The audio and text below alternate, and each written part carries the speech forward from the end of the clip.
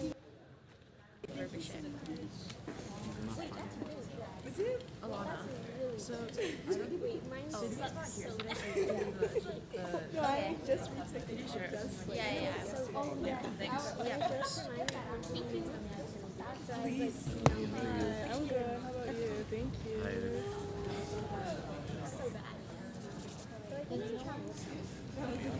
Thank you so much. Bro, I want the popsicle. Thank you. I need a popsicle. There's a popsicle. Thank you so much. Thank you. Do you want to share a desk?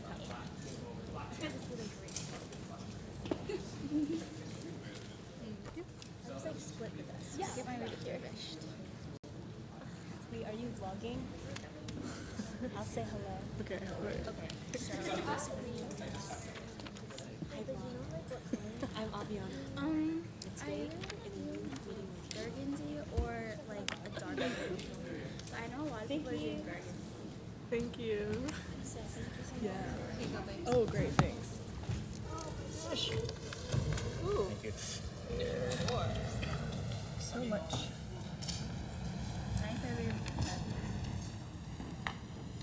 I thought you were out of state. I was. I literally like just got back from I know. We're gonna have to make this our first chair on the lunch. I'm sure. The agenda. Oh, I did it on this.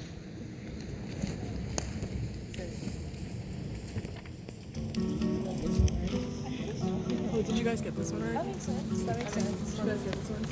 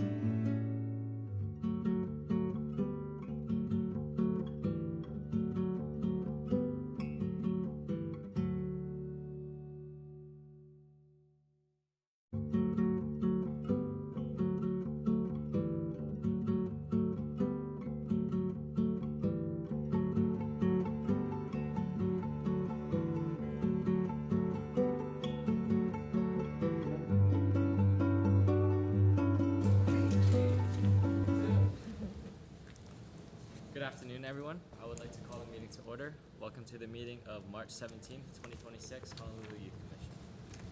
To start with roll call, I would like to welcome Commissioners Paia, Rader, Bermagalang, Bonifacio, Shea, Matua, Young, Moore, Johnson, Sagaisai, and Cruz and Ballador in attendance, who are in attendance today. Members of the public will be allowed to provide oral testimony in person. In-person oral testimony will be allowed when the agenda item is taken up. As both English and Hawaiian are official languages of the state of Hawaii, pursuant to Article 15, Section 4 of the Hawaii State Constitution and Section 1-13 of the Hawaii Revised Statutes, members of the public may testify in either language. For oral testimonies offered in Olelo, Hawaii, additional time as may be necessary will be allowed for the testifier to provide an English translation of their testimony. Before testifying, each person shall state their name. Each speaker may not have anyone else read their statement and is limited to a 2-minute presentation on each item. Now moving on to agenda item 2, approval of the minutes from February 17, 2026 meeting. Chair Bonifacio, motion to approve the minutes. Yeah, I move that the minutes of the February 17th, 2026 meeting is approved. Is there a second? I second. It's been moved and seconded. Are there any in-person or remote testifiers on this item? Seeing no objections, the minutes on the February 2026 meeting are approved.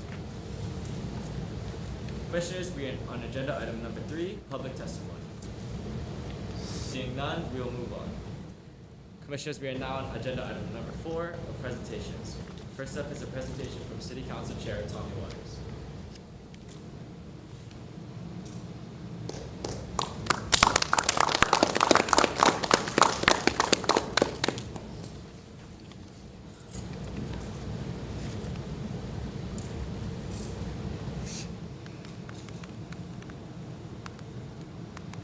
Hello, everybody. First of all, I want to thank you all for the good and hard work that you folks are doing.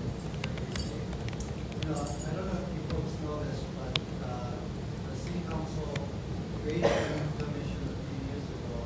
And I wrote the actual resolution that created your body. But I'm so happy to see that you all are here working hard. Also, want to give a special shout out to your chair, Asa Shimizu, for the good work that he's doing as well. But I do want to take the time to encourage you all to do even more. You know, we have a lot of really, really important issues happening at the Honolulu City Council, and we really do need your perspective.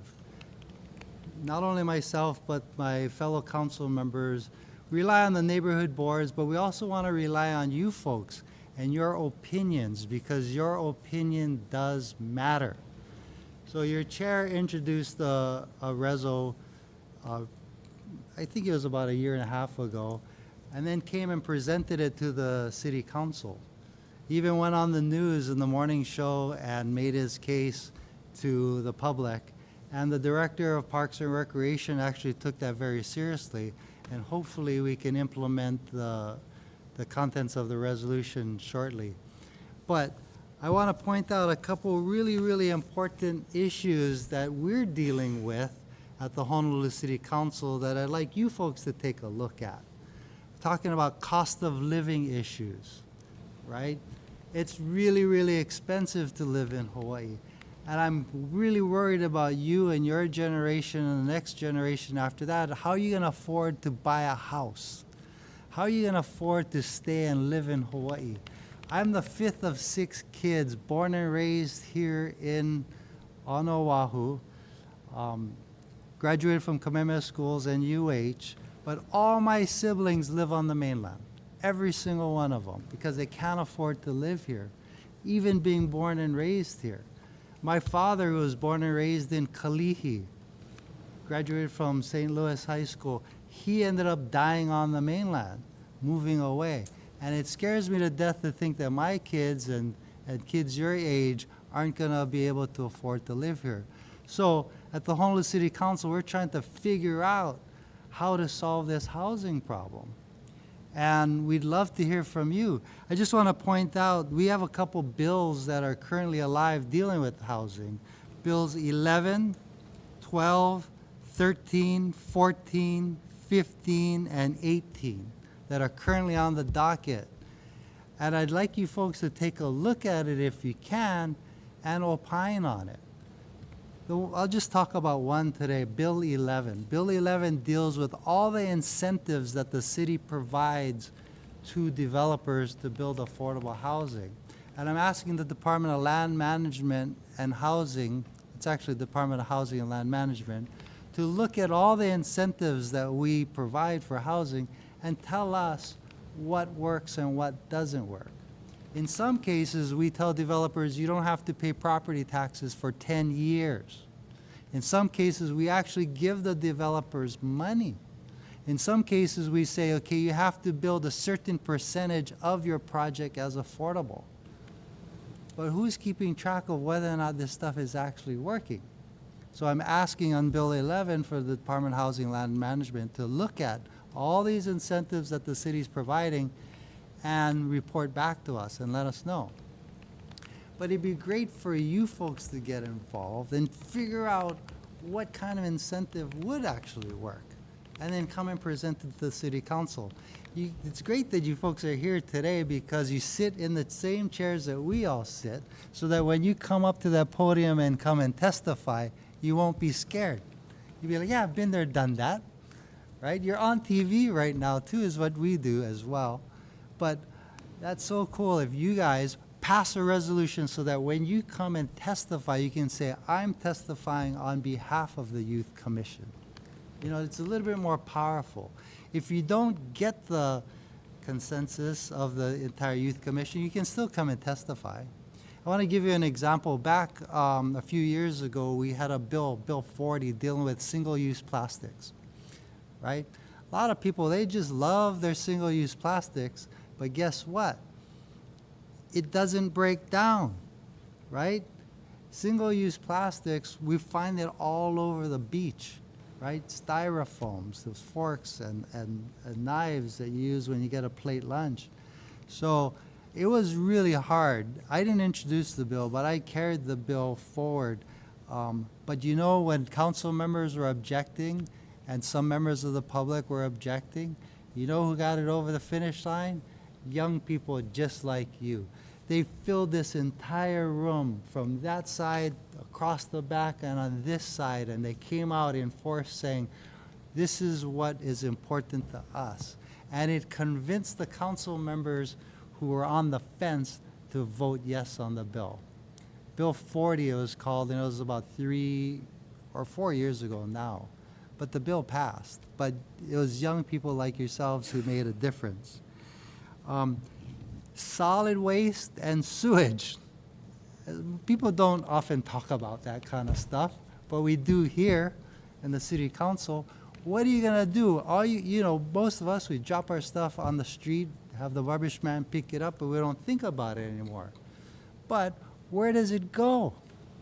That's something the city council's gotta think about. Can you imagine if it gets piled up and it's stuck in your house, right? We need a new landfill, right? But I brought these, actually, Adam, can you just show the 3 bins? I wasn't gonna talk about it, but I'll only take a few more minutes, Chair. But you get those 3 bins at your house, right? Blue, gray, and green. We're starting a pilot project putting your food waste into the green bin with your green waste, the cuttings from your house. You know why? Because when you mix it up, it makes really good soil. You know, some of your parents, or maybe some of you are into your garden, you buy soil from the hardware store that comes from the mainland, which is ridiculous. You're paying for fossil fuels to bring in soil when we can make it right here. They tell us that they need the food waste to mix in with the green waste so it comes really, really nutrient rich. But most people throw it in the gray bin. Think about it, right? You get your scraps, right? You just throw it in the garbage can, you take your garbage from your kitchen, you put it out in the gray bin, and it goes and gets burned, when it really should be in the green bin. But garbage is another big deal. Sewage. When you flush your toilet, what happens? You don't think about it once it leaves your house, right? And it's kind of gross to talk about it, I know, but think about it. Your sewer bill, your parents' sewer bill, is going to be doubled in the next few years. Right now, right, my sewer bill is $150. And I practically live alone, right? But imagine doubling that for a family of 4. Say your sewer bill is now $250, and in a few years it's gonna be $500, right? You know, and you got a family and you gotta wash clothes, you gotta wash dishes, you gotta take a bath. All that contributes to your sewer bill, right? The more water you use, the higher your sewer bill is. We at the council are trying to figure out how to lower your sewer bill. But this is the kind of problems that we deal with, and I'm kind of asking you folks, right, who advise us, take these problems seriously, come up with ideas, yeah? The same food waste that you're throwing in your green, or in your gray bin right now, most people put it in the garbage disposal. Guess where that goes? It grinds it up, but it's still considered a solid, and when it gets to the wastewater treatment plant, the Department of Environmental Services has to take all that stuff out. They take it out before the water gets treated and then gets put into the ocean. All the solids that you put in your garbage disposal, again, I'm telling you, put it in the green bin, but that costs money. If we want to lower your sewer bill, we got to lower the amount of stuff that we send to the wastewater treatment plant. But just want to give you guys a little bit of a hint of the problems that we're trying to solve sitting in this room so that you guys can think about it. And hopefully one day you're actually sitting in these chairs for real and you're going to be making these decisions. Yeah? But do you want to do question and answer, or you want to have the other people come and present? I'll leave that up to you, Chair. I think we have some time for questions. Okay, cool. Are there any questions from commissioners? Yes. Hi, Sorry. thank you for being here today, Councilmember Waters. I was going to ask you a little bit about the green waste that you had mentioned and whether or not families can begin placing their food waste in those green bins already, or is there a certain program that needs to be enacted before we can start doing so and promoting that idea? Yes, you can start doing it now. You can start doing it now. But there is a pilot project in a couple places on the island, like in Hawaii Kai, in my district as an example. They're trying to explain to people the best way of doing it. Fact is, you can do it now. To me, it's going to be somewhat problematic because if you put the food waste in, you know, on a Monday as an example, it could be sitting in that green bin for 2 weeks before it gets picked up, right? And that's going to cause odor and, you know, other things that happen when food decays. But you can start putting it in now. But I think the Department of Environmental Services is trying to figure out a way, well, one, teach people that just put it out the night before. A second thing is possibly putting it in a compostable bag so that when it goes to the processing center, the bag will decompose. But at this point, we don't really have bags that'll decompose quickly. So that's kind of a problem. That's one of the problems that maybe you guys can help us out. One of the things I had an idea is within the green bin, have a smaller bin that just clips in, that you can put it in the smaller bin. And then when the machine dumps it, it won't mix with everything. It'll be separate and dumps into the garbage truck. But thank you for asking. I'm glad you're even aware that that's going on. Okay, thank you. Thank you. Thank you for coming here and talk to us. We really appreciate it. So you talked about the incentives that you mentioned that. So given the rising cost of living and the range of housing incentives through the bills that you mentioned, how is the City Council measuring like which ones are effective? How can the Youth Commission and other people who do publicly testify to these incentives, is there like a plan to prioritize or eliminate the incentives that are actually effective? No, great question, and that's exactly what Bill 11 is asking. It's asking the Department of Housing and Land Management to look at all the incentives that the City Council has approved and the city currently does, and tell us what's working and what's not, or what's working better than others. That way we can focus resources and or even put more resources into the incentives that are working. So the first step would be reading the bill. And then if you like it, go on our website, honolulucitycouncil.org. You can even sign up for notifications on when the bills are going to be heard, and then testify. And our website is super easy. You don't have to come down here. To be honest, it's really effective when you actually do come down here and testify in person, but you can even testify on your phone through our app, honolulucitycouncil.org. And then testify on the bill, in support, hopefully. I wrote the bill, by the way. Yeah, Thank you. thank you. I have a question about the green waste, and how would you encourage people to use that more? Because I do think it is a viable solution, but why aren't people like taking this approach even though it has so many great effects? Thank you for that question. That's a great question. You know, a lot of people don't even know that they can do that. A lot of people don't know the positive effects of mixing the food waste with the green waste. I think it comes down to an education campaign, and the city is actually trying to get the word out, going to neighborhood boards, but I think we probably should do more as far as TV and radio and letting people know that this is something that the city is doing. But also you and your friends and your parents and your family, just get the word out, letting people know that this is so important. You gotta take stuff out of that gray bin so that we can recycle it. Everything in that gray bin costs us money, right? Because we're either burning it or we're putting it in a landfill. So, and that, by the way, is expensive. Would you be able to, or would you be willing to elaborate on the state of our current landfills? I know you mentioned that they're in need of replacement, so I was hoping that you could elaborate on what the issues are and the next steps in which the council is looking at in terms of replacing certain aspects. Yes, absolutely. So the legislature passed a law saying you cannot put landfill over an aquifer, over our water source, which is a good idea. The city council passed a resolution saying we shouldn't do that either.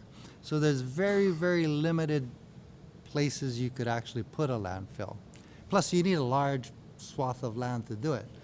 So at this point, I think, and I don't want to speak for the mayor, but based on public comments, I think what the city plans to do is expand the current landfill site. It's called the Waimanalo Gulch Sanitary Landfill. There's still room for expansion, so that's a short-term solution. But ultimately, one, I think that we need to divert things from going into the landfill, right? The Waimanalo Gulch Sanitary Landfill right now is only made for ash that comes from H-Power. But whenever H-Power goes down, they can't burn it, so they take it to the landfill. So it's been filling up a lot faster than we thought. You know, I was there maybe 5 years ago, and there's supposed to be about 12 years of capacity. Now they're saying it's maybe half that. So they're looking at expanding it. But I'm open. You folks should talk about that as well. Where should we put the next landfill? Right? There was one in Kailua when I was your age. We would go to Kailua, but now it's been on the leeward side. Leeward side folks don't want it. They're just like, hey, we've done our time, put it someplace else. But I will tell you this, I represent Hawaii Kai. I know Hawaii Kai does not want it, right? No community wants it. But whatever community does have a landfill there, maybe we should provide some mitigating benefits, right? Whatever that might be. if it's in the Waianae community, let's ask the Waianae community, what can we do to offset that?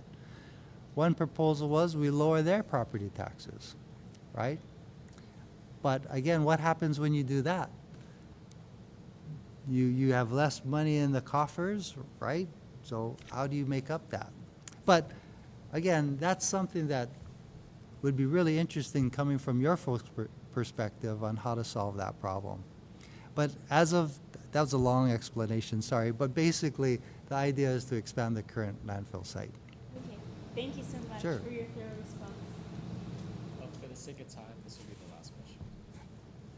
Yes. Can you describe the council's relationship with the state legislature on addressing the issue of the cost of living, and what do you think about a collaboration or collaboration? I have a relationship with various legislators. I don't know them all, but most of the time, if I don't just simply call them up and say, hey, I don't like this bill, or great bill, the council will pass a resolution encouraging the legislature to do this or that.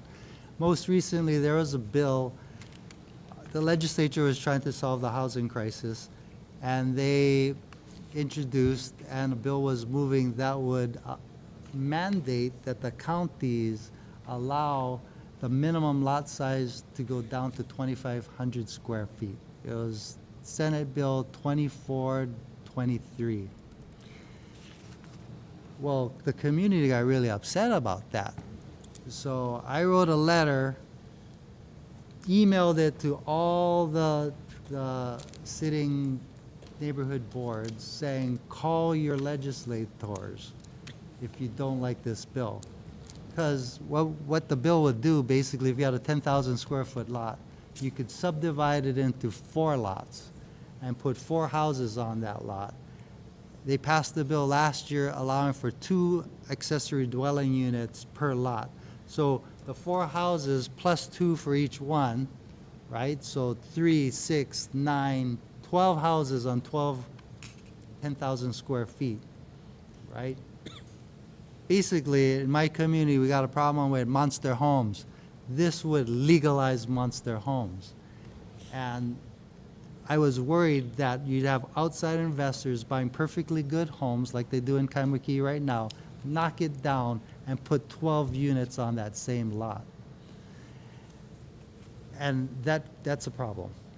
But to answer your question, typically, in order to do it by the book, we would pass a resolution and send it over to them saying, this is the council's point of view. Thank you. Yep, no problem.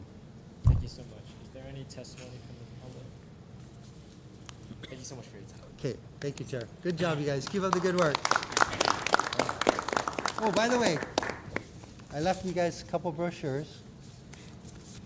How a bill becomes an ordinance, public hearings before the city council, and your city council, what we actually do, and then a copy of my most recent newsletter. So, and if you have any questions, concerns, feel free to give my office a call, and we're happy to help out. Thank you so much. And good luck in your work. All All right. Thank you so much. Thank you.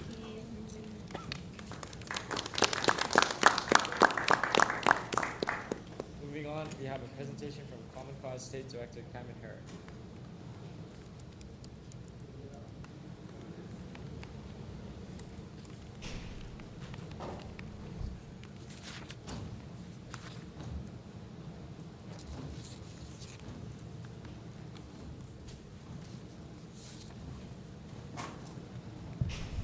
Thank you, Chair, members of the commission. Is this working? It's for the TV. Oh, just kidding. Haha. All right.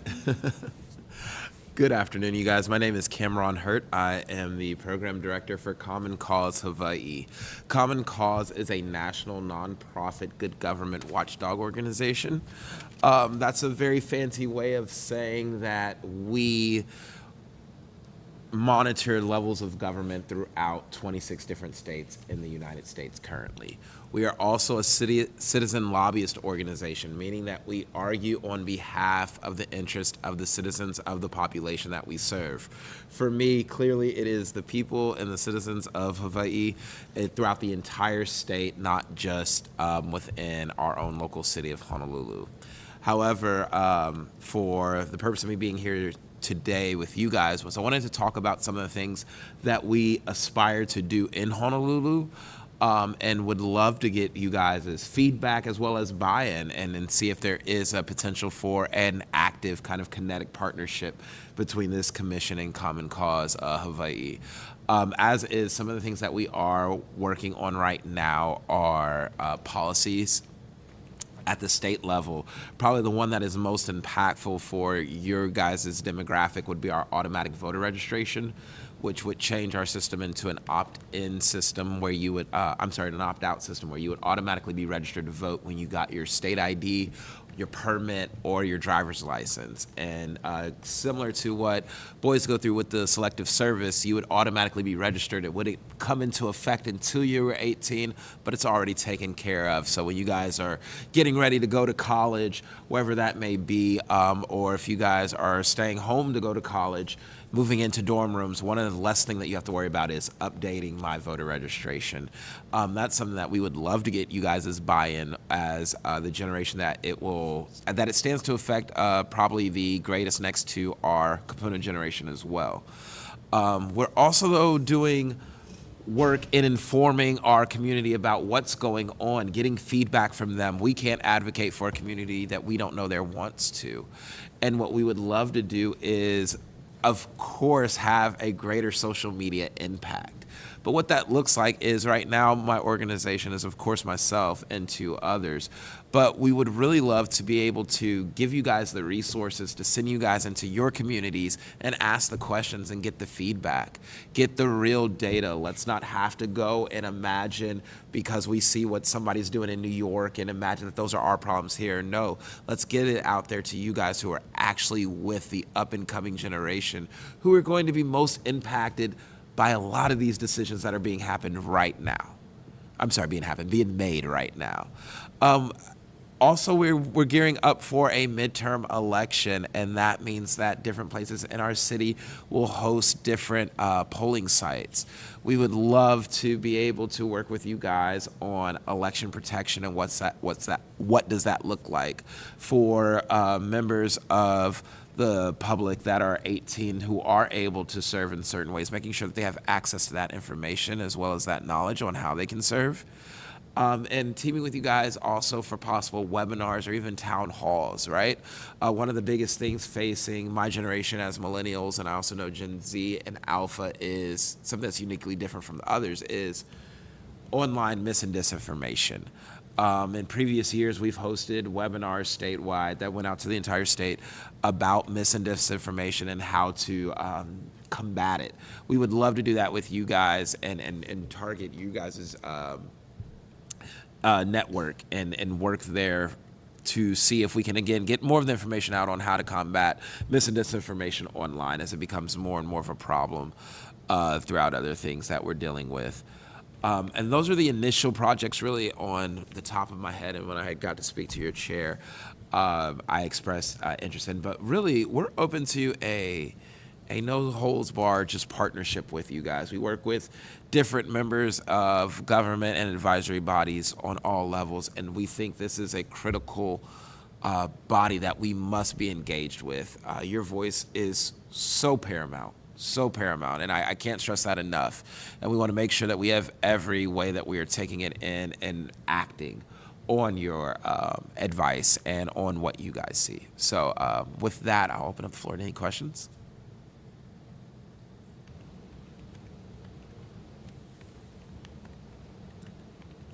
Thank you so much for being here. I'm really interested in what your organization has to offer and what they do.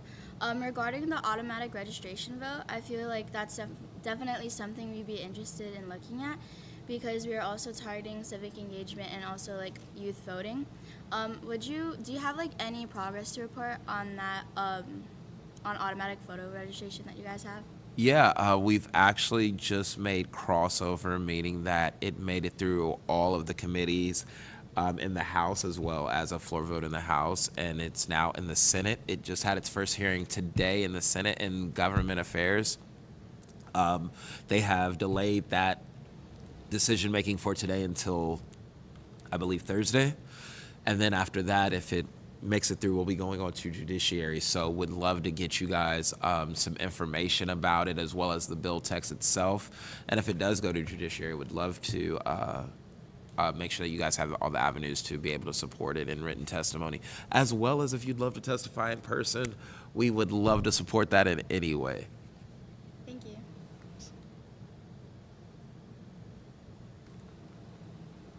All right, if nothing else, you guys are, oh, no. Sorry, you mentioned combating misinformation online. I agree with you that our generation is, very social media present. We see a lot of information that a lot is untrue, and some folks tend to not even trust the government sources nowadays. So I was just wondering, is there anything that you think we could do at a city level to kind of promote that kind of thing? And is there anything that out of state that has proven to kind of mitigate that misinformation spreading online, I guess you could say? So. I think, honestly, when you talk about AI, when you talk about, and I'm using AI specific because that was the first thing that came to my head, we're in such a new stage that nobody's actually put that together yet. Hawaii is actually one of the first states to pass AI legislation in 2023. Shout out to Representative Trish LaChica. Unfortunately, the Supreme Court struck that down.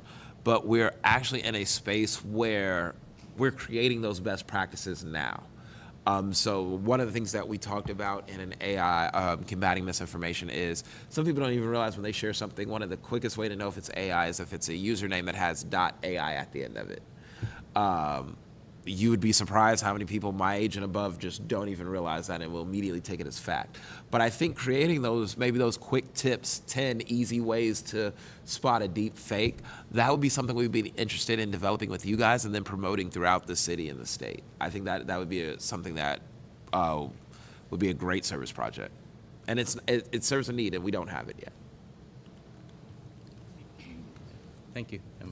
Also, I enjoy your news spots on TV every so often. Thank you.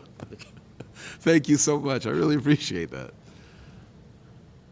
Yes, ma'am. So I was looking at the Common Cause website as a whole, and I noticed that Common Cause is defined as something nonpartisan. I was curious, when I looked at the issues, a lot of them are specific to our current administration, and a lot of the projects seem to be specific to our current president. I was wondering if that's something that changes with each administration, or if that's specific to our current time.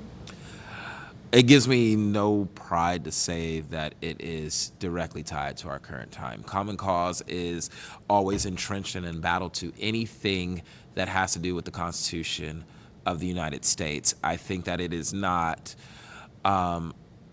uncommon now to have that sometimes seem to be anti the federal administration. However, that is not our purpose or our intent. I think you'll see now that they're probably the most ever Supreme Court cases with direct challenges to articles in the Constitution ever before. With that type of movement, a constitutional organization like Common Cause is also going to be moving. But as far as it relates to the person who is the executive right now of the federal branch, it is not against him as much as it may be against policies or people who carry out certain orders. Okay, thank you. Of course. Any other questions? Thank you so much for your time. No problem. Thank you guys for having me.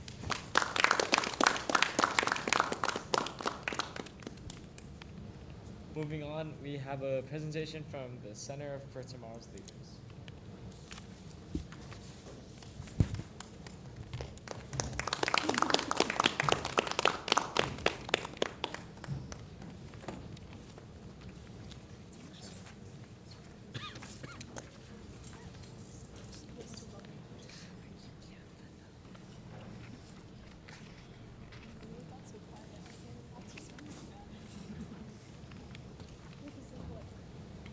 You saw it too.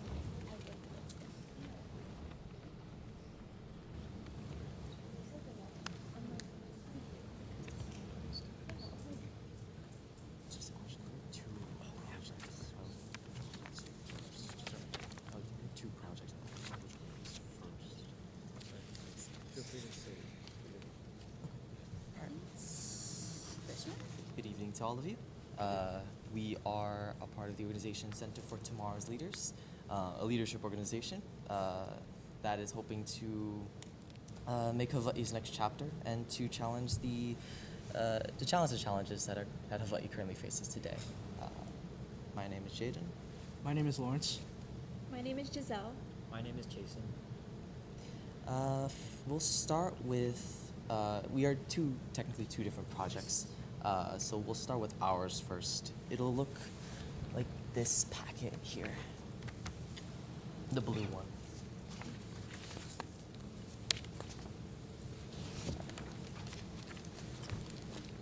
Okay. First things first. Do you think you could speak a little bit louder? Yeah. Just because, thank you so much.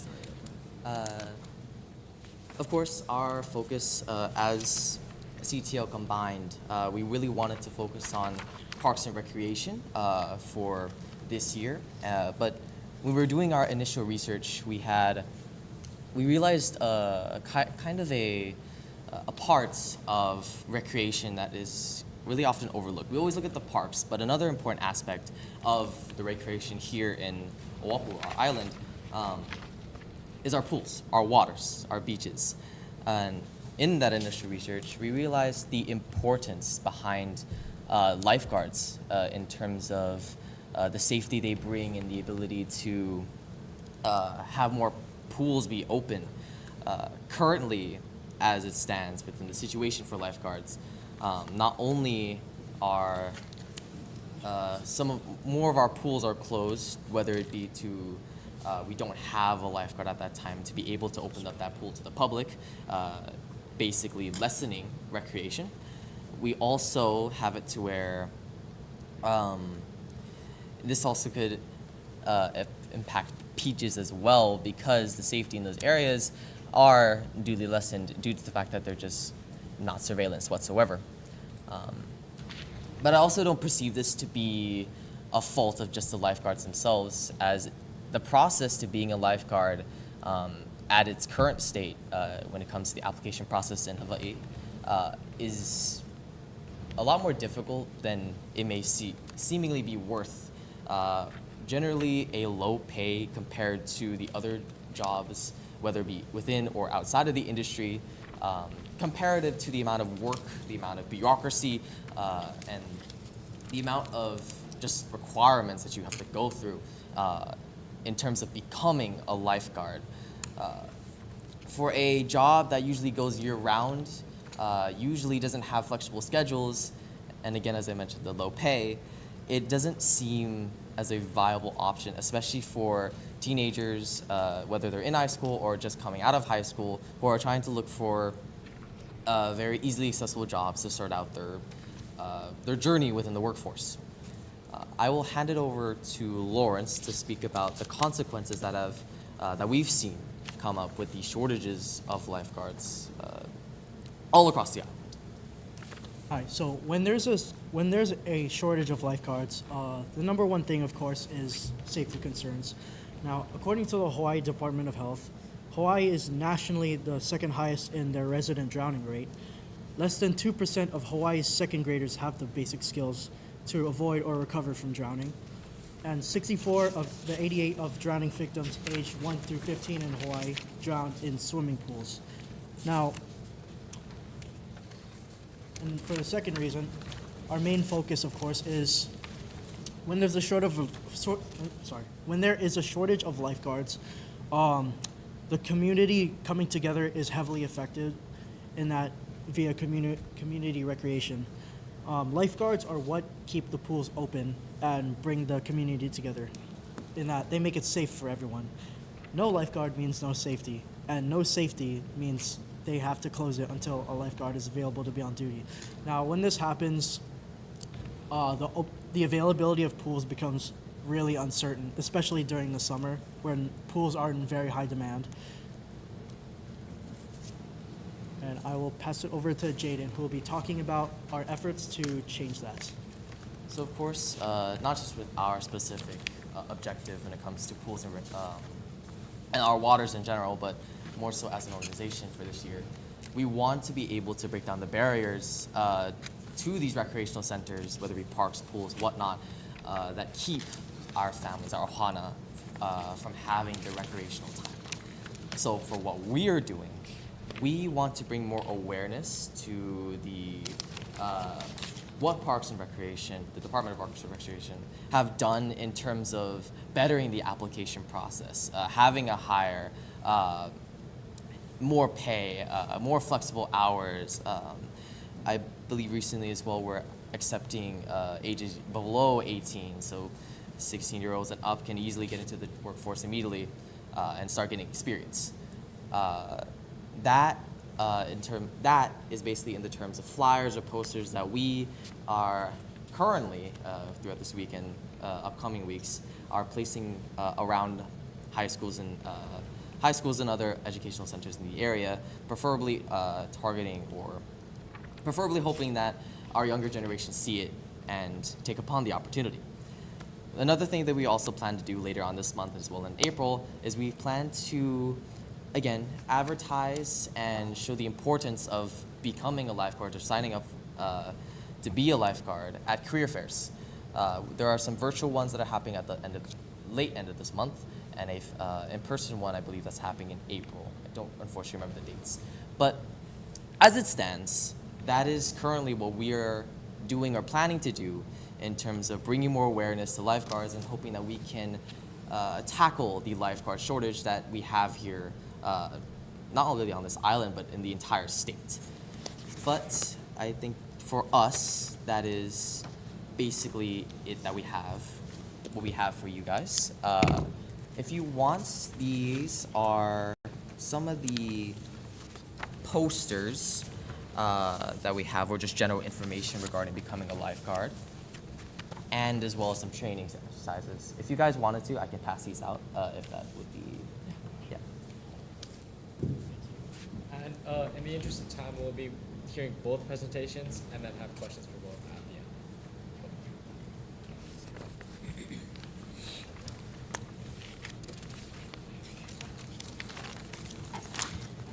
All right. Good evening, everyone. My name is Jason, My name is Giselle. and we're here a part of the Waipawa High School CTL Year 3 class, and we'll be presenting about greener spaces. So first of all, I wanted to talk about who we are a little. We're here on the behalf of our CTL class, and as we talked about briefly due to their presentation, CTL is an organization that's focused on creating Hawaii's next set generational leaders. And so why are we doing this? Well, discussing this as a class, we wanted to emphasize the importance of making first Waipahu, then eventually Oahu and Hawaii more sustainable and greener for our Aina. Due to our research team, we found out that reforesting and replanting native trees is good for our future because they can restore degraded islands, they can help prevent risk of fires, and they can also help sustain our native ecosystem. And our main focus on why we're doing this is because of the heat island effect. Basically, what the heat island effect is, it's due to two things, which is basically the lack of vegetation, and it's also because of heat-absorbing surfaces such as asphalt, concrete, and roofings, which allows for a significant amount of heat to be trapped in areas such as Honolulu. And we wanted to focus on that because it could be detrimental to our future. Another reason why is because of invasive species and as well as diseases and green space clearings. We wanted to focus on supporting organizations such as the Honolulu Youth Commission as well as Planetary Hawaii, which could be very helpful for our next generation's future. Another reason why we're focused on greener spaces is because of fires. Recent fires that's been happening all over, such as Mililani, Kunia, and Waipio, and also notably as Lahaina in Maui. That was a very important spark for us because in under just 3 hours, a total of 2,170 acres of land was burned. To kind of put that into perspective a little, that's around like 40 Ala Moana malls. And we wanted to focus on that because that showed us how fast, quickly fires can spread, fueled by dry, non-diverse, and dead grasses. This is why we wanted to highlight the need for better fire prevention and better land management. Okay, so what do we want to do? Our ultimate goal is to help promote the development of environmental sustainability through ways such as promoting planting of native species, because I know that creating more diversity in those areas that are prone to fires can help reduce the spread of fires more slower, and to also help protect and foster those lands also, because it's one thing to just plant a plant and just let it be. It's another thing to also check up on that land, because you have to make sure that it is growing and it's fostering really well in that area, and to also help to create more community engagement through ways such as community service and getting our hands dirty into the AINA that has fostered us. And our vision is to ultimately revitalize Hawaii's native vegetation through collaborative planting initiatives through ways such as restoration and sustainability with active community engagement, education, and comprehensive support services. So why do we need your help?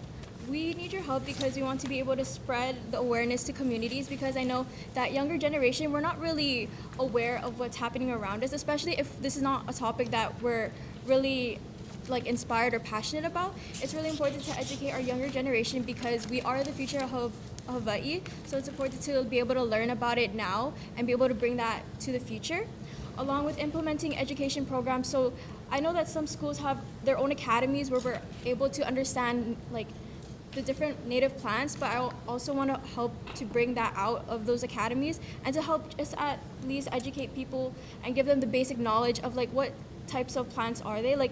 I know a lot of us, we love our pukenikkenis or we love our little puas. It's really nice to be able to know the type of flowers that we do like to wear on our ear, but also be able to understand why do we need certain native plants around us and why do we need to plant them, along with doing field trips and community service to help again get our community involved. And I also want to mention that the Hawaii Youth Commission, I understand that their goal is to ultimately bring the community together, and I feel that with our project we'll be able to bring our community together through creating service events to not only help the areas that have been affected by the fires, but also to bring the community together, be able to get to know each other, because again it's important to know the people you live right next to you, because again we are Hawaii, we need to spread more aloha. So I feel that with this project we'll be able to restore those lands and be able to know our neighbors as well. Thank you.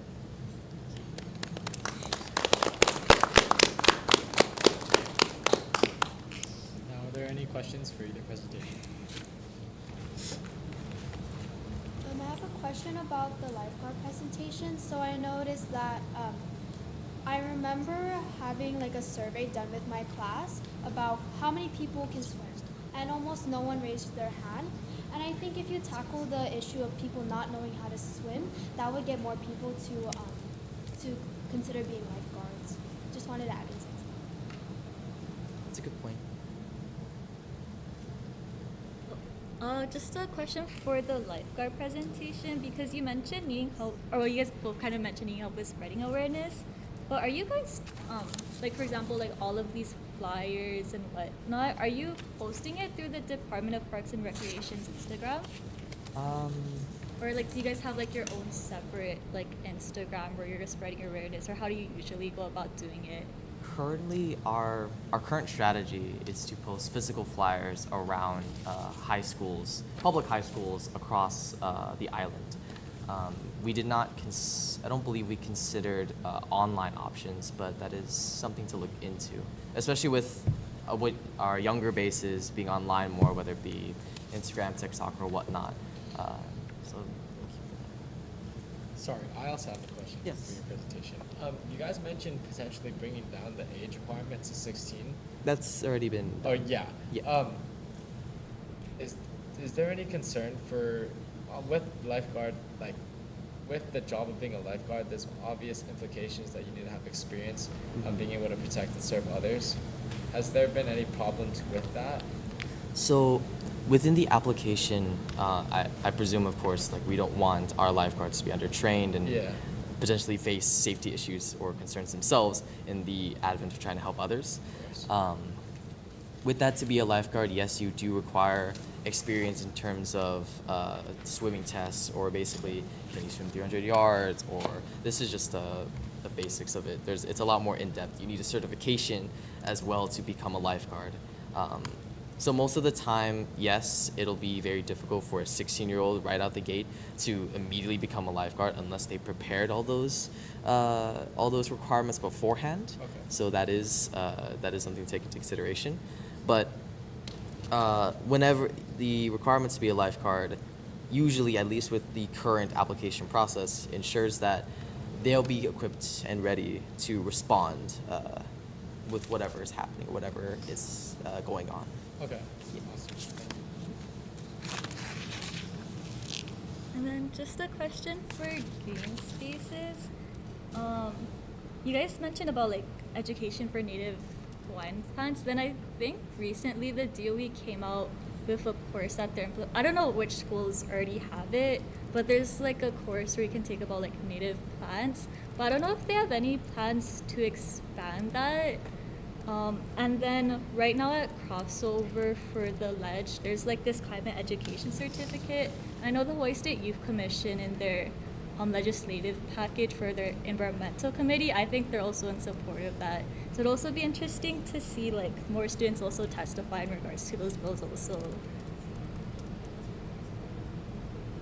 Do you have a question? Yeah, I did. So regarding the, sorry, let me look at it.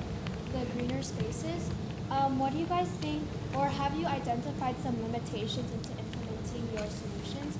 Because I do notice that while it is a good solution, students especially may not be motivated to do so. So how are you planning to motivate people to be engaged in this? Thank you for that question, first of all. I think recently, about 2 weeks ago, we set up a presentation for Kaululani, and they're this organization that's focused on like agriculture and greener spaces as well. And we decided to kind of partner with them so we could get their help to kind of integrate their solutions in our school and get more help with our A&R kind of program, which is a, what's that called? Oh yeah, natural resources, which there's like, I don't know, about 800 students in that. And I think right now what they're focused on is they're also focused on like replanting and learning about other areas such as that. And I think that getting their help would be very important, and that's something that we also have to think about in the future. Thank you. Can I also add on to something? So at my school, we have a natural resources pathway, and I would encourage you guys to come talk to them as well, because they're very passionate, and I think your project would heavily apply to them too. May I mind asking what school that is? Oh, Farrington High School. Farrington. Okay, thank you. Oh wait, sorry, I forgot to ask my question. Are you guys both in A&R? No. Oh, which academy are you guys with? I'm in health and sciences. Oh, I was in AHS too at Waipahu. Yeah. I'm in IET. Oh, it's great to see that you both are presenting about this, even though you both are from different career academies. Yeah. I have a quick question. So, for the district I represent, which includes the entirety of the North Shore, there's like a spread of coconut rhinoceros beetles, which are an invasive species. I guess my question is, what are some solutions do you have in mind about solving those type of issues? As far as we know, right now we're going on a plan that's right now linked with Kaululani. So the things that they're doing is they're really focused on replanting more areas in Waipahu side, and which is why our whole idea is eventually getting out to the entirety of the island and then Hawaii as a whole. So eventually that's something in the future that we're gonna have to think about. Thank you. Wait, sorry, can I ask one more question? Adding on to the green spaces thing, I think a really good idea that you guys could maybe have like in your school is maybe like some type of fair. Because I know at our school we have something called the Hawaii Sustainability Fair or something like that. And basically like we invite these nonprofits or different local businesses or organizations, and they basically come and present, and it's just like a really nice fair, and different students can go to different booths and also just be like motivated, so maybe you can have like different plant organizations and things like that. I just want to say thank you for that suggestion. I know that we do have like some little fairs, but it's only for like again, like our academy, so it's like specific to some people. But I think that's a really good idea, like if we would bring that out to like the whole school to see like if other people are interested as well outside of that academy. So thank you. Any more questions? This is just one more suggestion. I was thinking if you have, do you have Hui Malama at your school? So like at my school we have something called Hui Malama, which is like, it's an environmental club where you work with like natural things. I'm not in it, but it's a club that focuses on environmental initiatives essentially, but specific to Oahu. And I thought if you were able to partner with Hui Malama clubs, because I know they have different districts throughout the island, I think that might be a good idea, as well as mobilizing your key clubs, your Leo clubs, any other service clubs you have, interact clubs, because you mentioned that students are able to obtain service hours from this program. So with the amount of students who are interested in getting into university, many students are looking for those service hours. So kind of targeting those audiences might be a benefit to you as well. Thank you. Any more questions? Also, real quick, if you guys are interested, like from a city-county perspective, we have a environment CIG on the SEED commission that you guys can feel free to contact. We'd be glad to help you guys out. It's just collaborating different schools. Thank you so much for your guys' time. Thank you guys.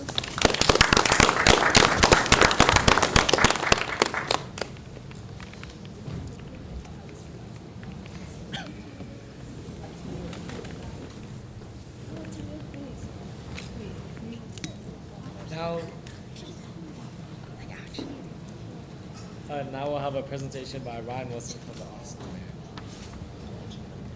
Sorry. Oh. Okay, and there will be no presentation from DPR today. Okay.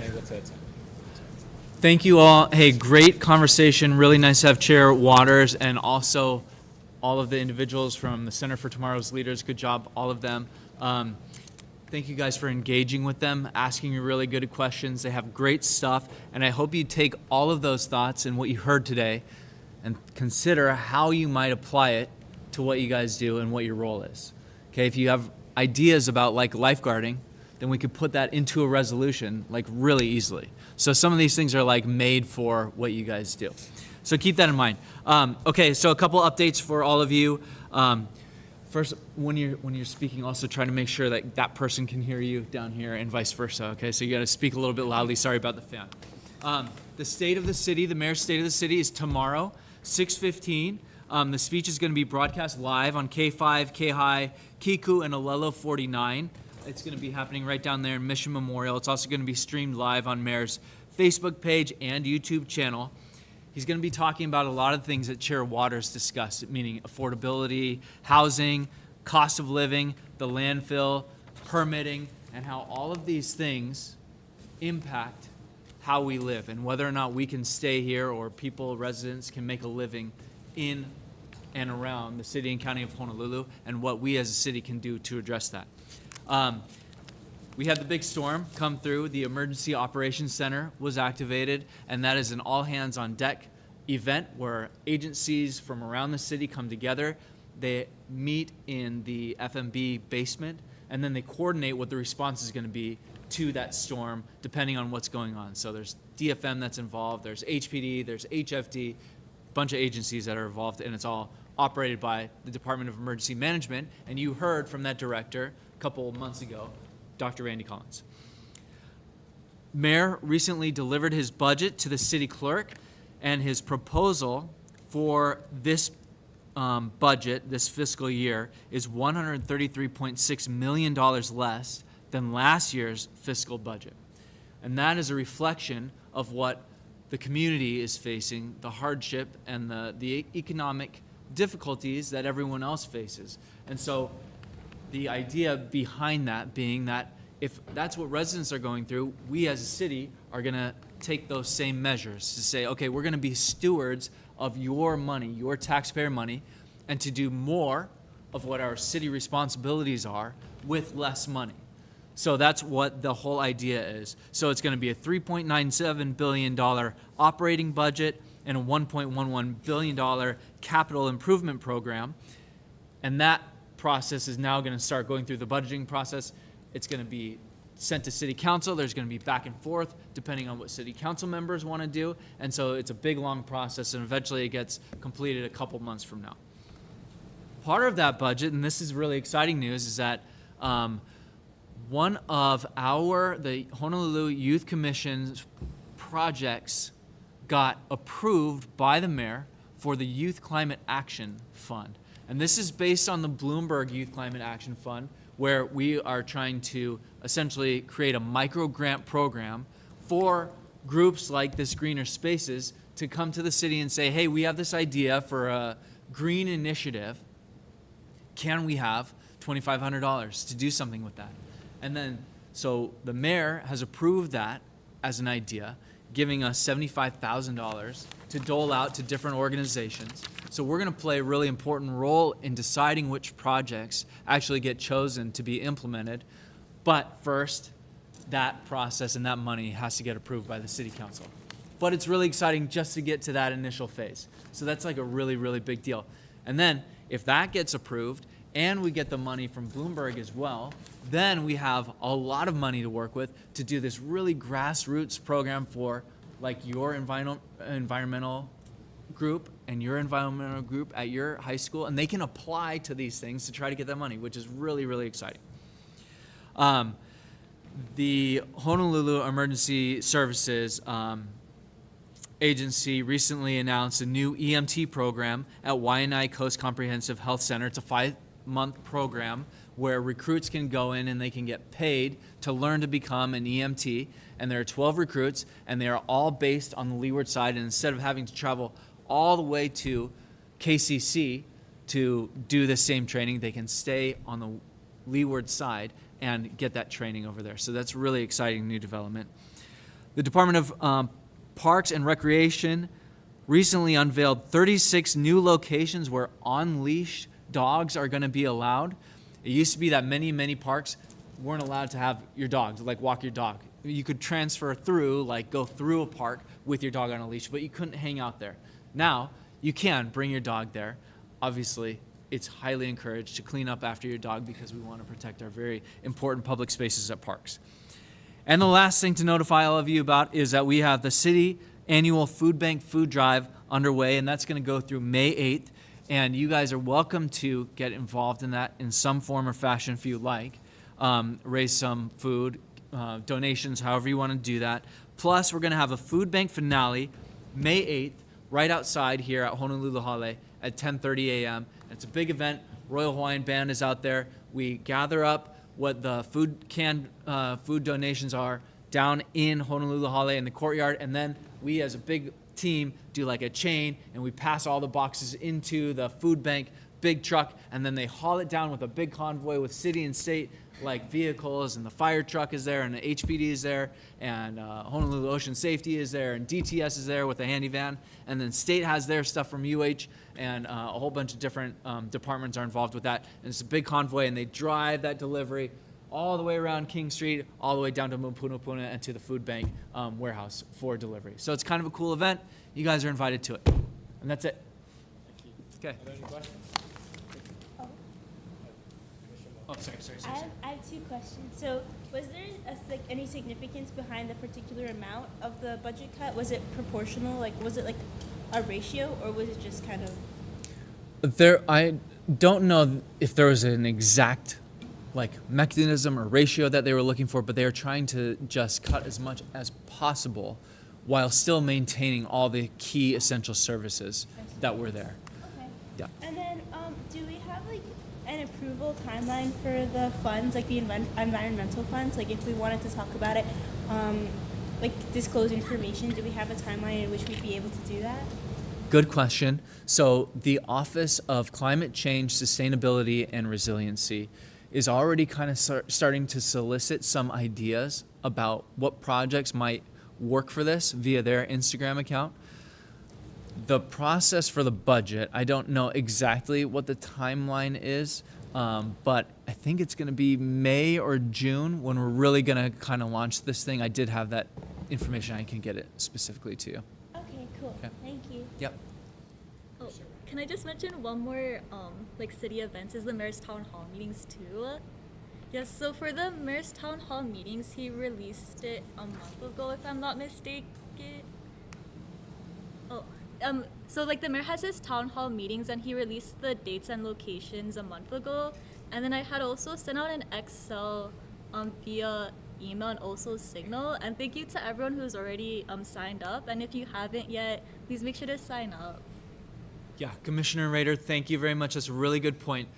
Definitely, absolutely be at the town hall event that is nearest to your district, for sure. And then if you're one of the mayor's appointees, just go to the one that is like most convenient for you. But at least, at the very, very minimum, one of you should be at every single one, so that like we have representation. Because mayor likes to have somebody give a quick presentation, say a brief thing, and we can talk about at some point that Bloomberg thing. We can talk about some other initiatives, including perhaps the summer youth employment program, if we can get that up and going. But definitely, please make sure you plan to be there and attend. And quick build off of that. We currently have or for the most part, we have 3 commissioners for each meeting. There are a few that only have 2. I would like to have at least 4 commissioners present in each meeting if possible. So I would encourage you all to sign up whenever you can. Thank you. Schedule like a sheet thing. Awesome. Okay. Now we are in excuse me. Now we are on agenda item 5 and reports from our permitted interaction groups. We will begin first with the environment PIG. Moving on to a report from affordable housing. Nothing to add. No updates. Cool. What about moving on to our outreach PIG?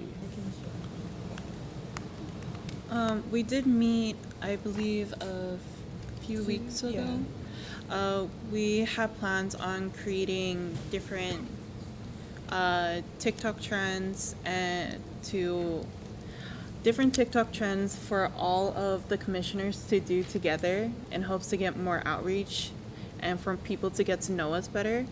And then I believe we are also trying to create We're also trying to work on like a post that we could put up like a week before our meetings before our meetings to share like what we're gonna like when we're gonna meet, where we're gonna meet, like what time it's gonna be, so that hopefully we can get more engagement from the community.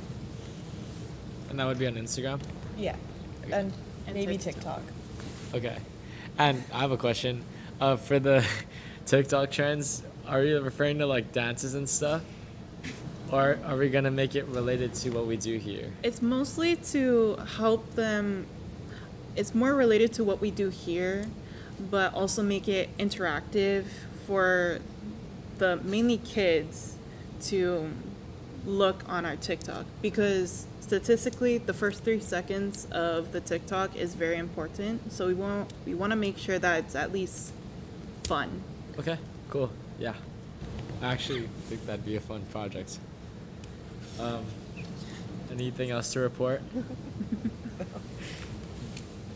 Seeing not, we moving on to our civic engagement PIG.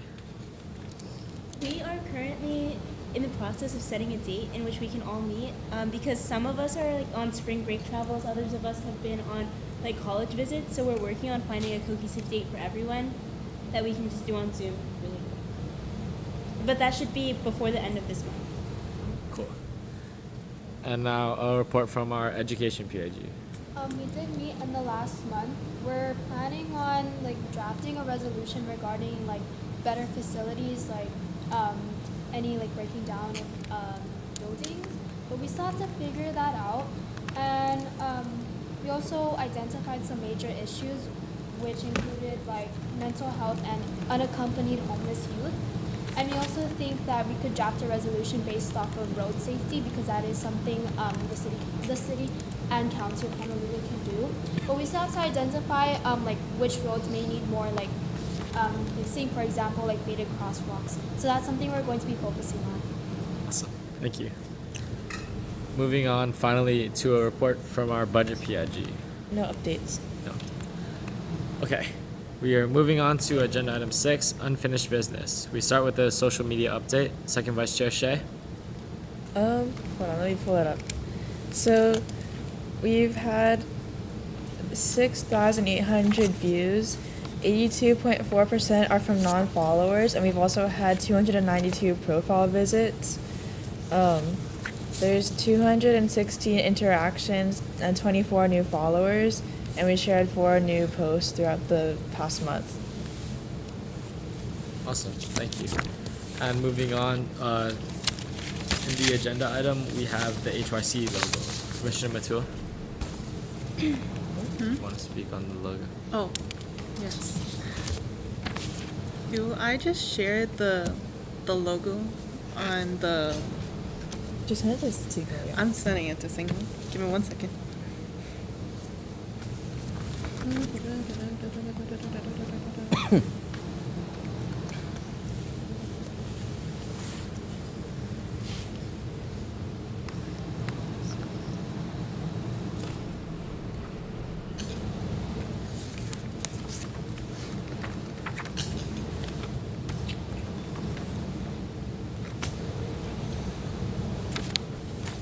Should we move on through the agenda and come back, or? Okay, cool. We will return to that agenda item, but moving on, we have an HRC voting initiative proposal. Vice Chair Bonifacio? Yeah. Thank you, Chair. I believe everyone should have a copy of the Instagram post kind of draft, and I worked on to use for when we start doing a social media campaign for the voting initiative. But currently, I'm still trying to get the solid details done, but I'll bring it up at the end of this. Right now, the kind of plan we have is mainly going to be focused on social media, as that's the easiest for, I believe, the majority of commissioners here. I'm thinking around 20 posts within a 2-3 month period as we near towards probably we're going to aim for the general election more than the primary, because general election is kind of the more bigger election, and I think that's the best one that we focus on personally. It will focus on how to vote, why voting is important, and I'm hoping to have interviews with some folks in the mayor, office of elections chief, maybe having a student body president for UH or high schools, kind of talk about their reasons as why we should be civically engaged and why voting is important altogether. Another page that I've shared, I believe Alana has the one pager. We're just gonna pass it around. We only have 1 copy, so you can take a look at that. And we're planning to send that. We're planning to send that to the different student body governments across the island, public high schools related, to get their input and let them know that we're working on this initiative, and it would be good to collaborate with them on this type of get out the vote scenario.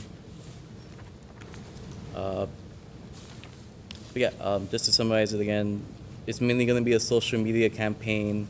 The other ideas I had last month that I shared don't seem feasible as we have a limited budget, and again, with our schedules and all, social media would be the easiest for us. Another thing I wanted to mention is talking about possibly trying to switch out with someone on the voting PIG with one of my PIGs, if anyone's interested, just so that I can kind of take the lead more and we can have more meetings to get this more detailed and get this thing rolling. So yeah, I guess we'll talk about that in a private setting.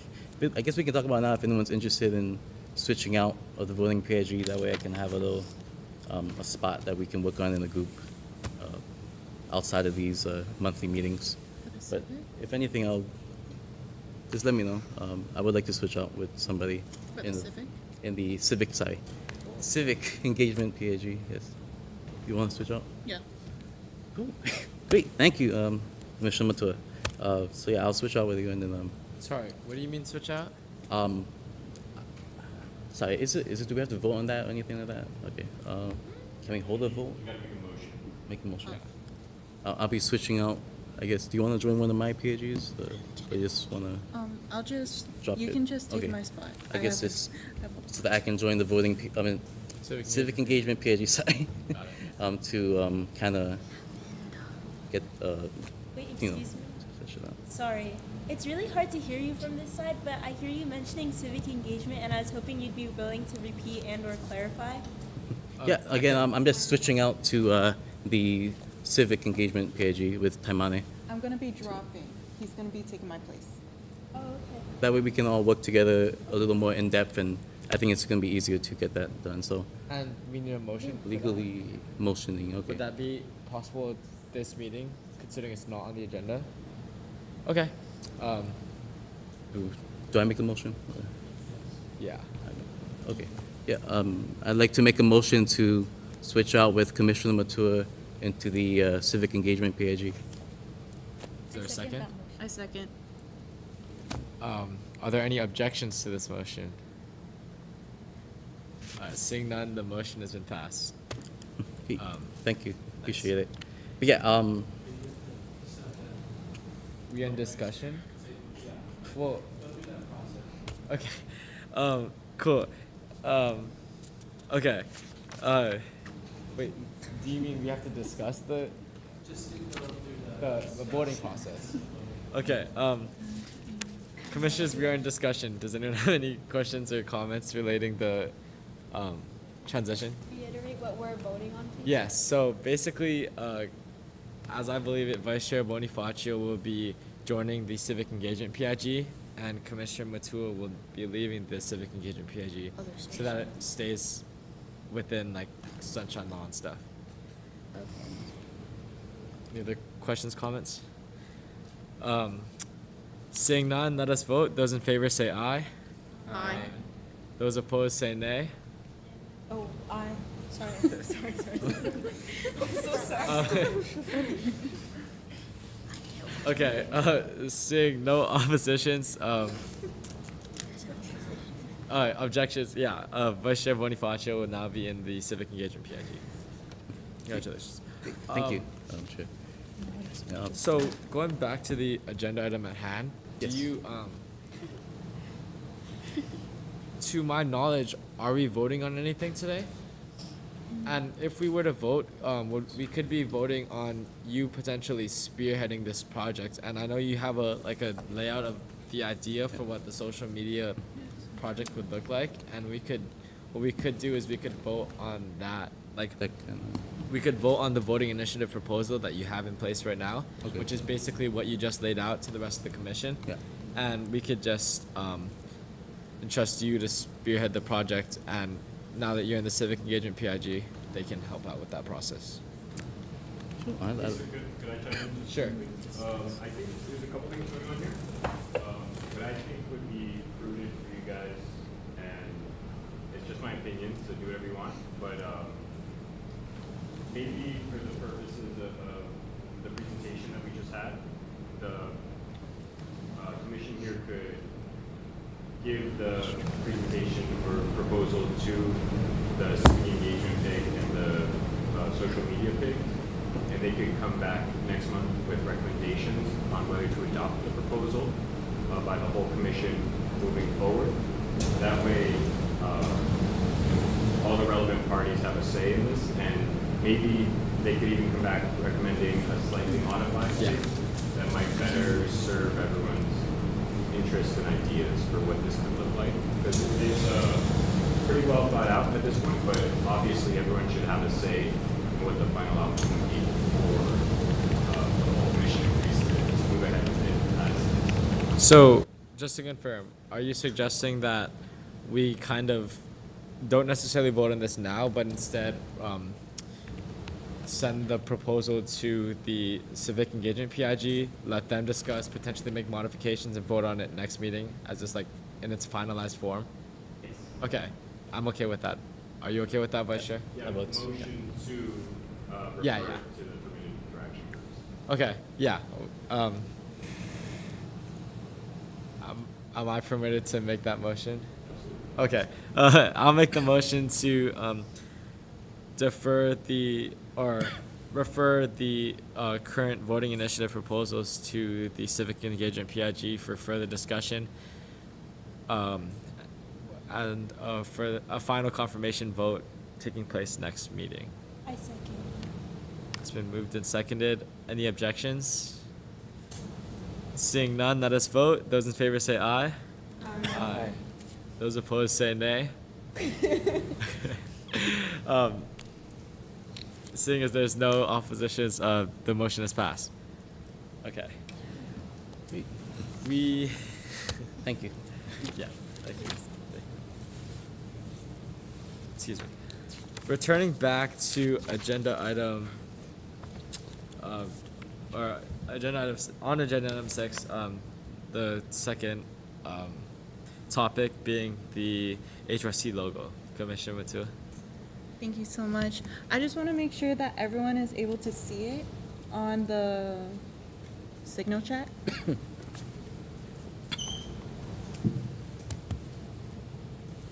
Everything okay?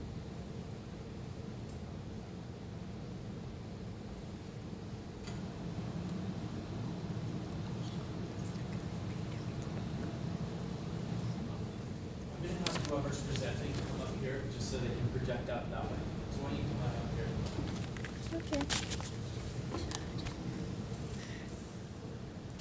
Okay. Can everyone see the picture or the proposed logo?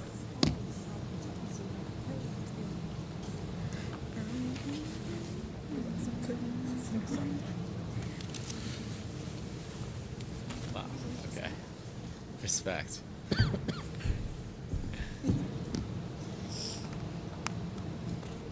Yeah. Okay. So as you can see there, the reasoning behind the logo is the child in the middle represents the future generations or also future youth commissioners of Hawaii. The child is surrounded by the cool flowers, which also represents resiliency in Hawaiian culture. Because as a youth commission, we work together to help create a stronger and better environment for the future leaders of Hawaii, which is why there's a small spotlight in the hands of the child. For me, I've always grown up to help my little sisters to become who they are today. And that is why I used my past experiences to help create this logo, which I hope you guys enjoy. Is there any Are there any questions or suggestions comments? that should be made? I recommend putting like somewhere Honolulu Youth Commission on the logo, just Yes, thank you. I did talk to Ryan about it. I just did not add it yet. I have to edit it. She suggested to put Honolulu Youth Commission. I just forgot to add it. Okay, I was gonna When I ask talked to if you're Ryan. gonna, like how we have on like the current like city, how there's like a ring around. If you're gonna do that with like this county of Honolulu. Yes. I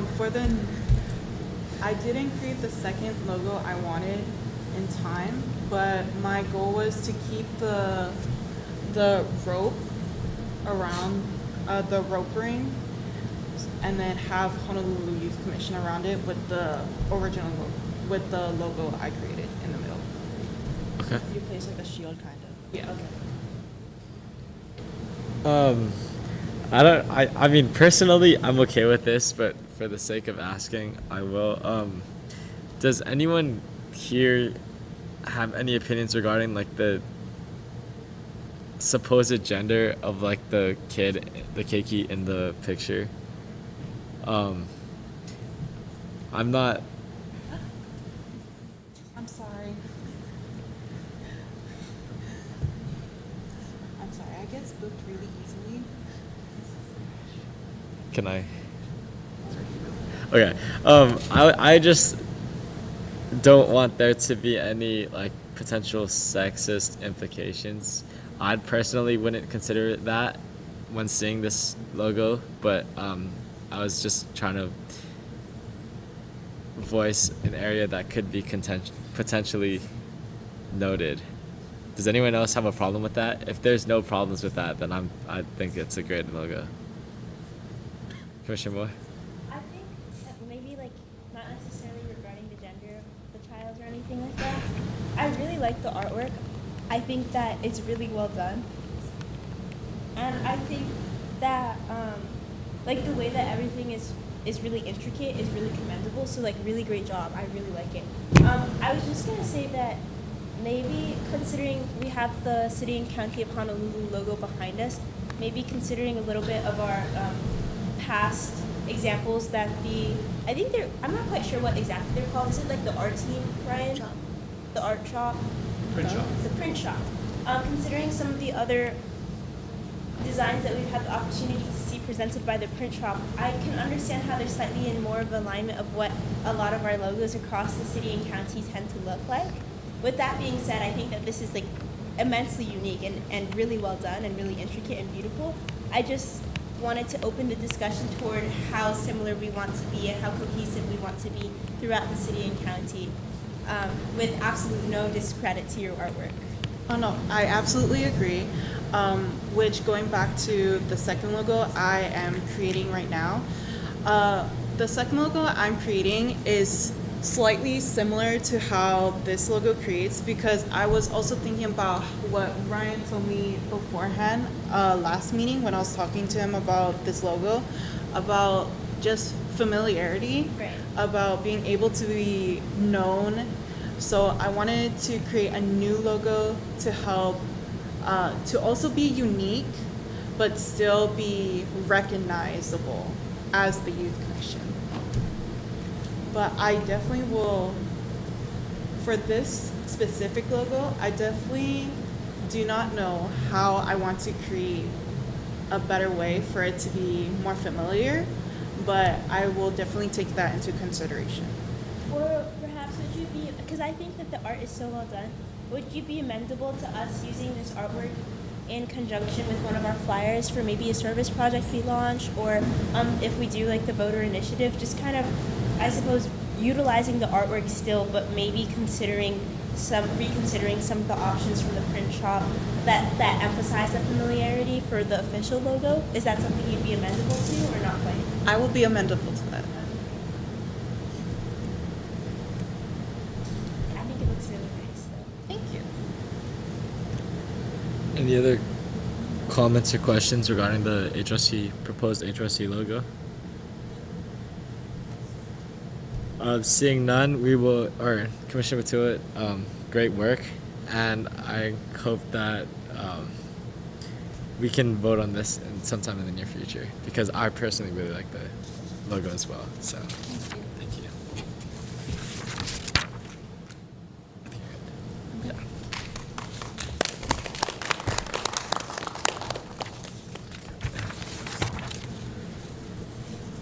We continue on in agenda item 6 with a lay exchange wall. Commissioner Put-You.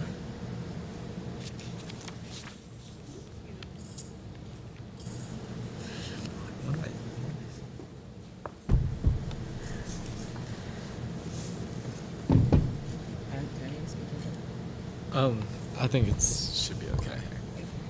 Okay, so updates for the lay exchange wall.